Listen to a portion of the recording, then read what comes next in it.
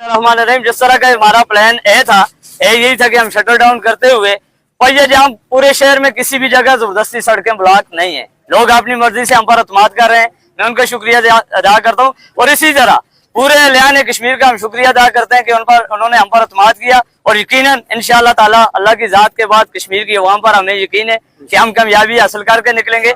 आज का जो हमारा प्लान है, इसी तरह भी हम राउंड लगाएंगे पुरअमन रहते हुए। एक तो वो जिन्होंने पुरअमन मार्च अनाउंस करके निकाला और हम एक जो एक्शन कमेटी के हिमायती याफ्ता लोग हैं वो भी इस शहर में 13 मई की तरह 5 दिसंबर की तरह पुरअमन रहते हुए पूरे शहर का चक्कर लगाएंगे। 12 बजे हमने नीलम पुल पे लोगों को अनाउंस किया हुआ है। शौकत नवाज मीर साहब की क़यादत में लोग उतर आएंगे। अभी अपर छतर, लोअर छतर, नलूची के लोग, बेला के लोग, गोजरा के लोग इस रैली के हिस्सा बनते हुए चेला से चक्कर लगाते हुए प्लेट से होते हुए हम नीलम पुल पर पहुंचेंगे और नीलम पुल पर पहुंचने के बाद असल मार्च वो होगा, वो रेफरेंडम होगा आज मुजफ्फराबाद के शहर में।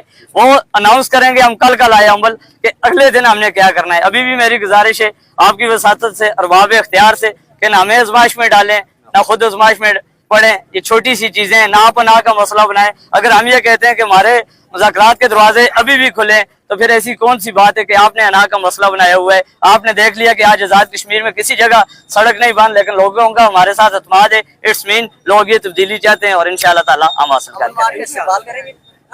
नहीं, उसकी वजह ये है कि मेरा तो ये था, मैं चाहता था, लेकिन शायद उनको हमारा इस्तकबाल करना बुरा लगे, क्योंकि हकीकत ये है कि वो इस पूरी कौम के इत्तेहाद को सबूताज करने के लिए निकल रहे हैं। लोगों के अंदर गम गुस्सा पाया जाता है।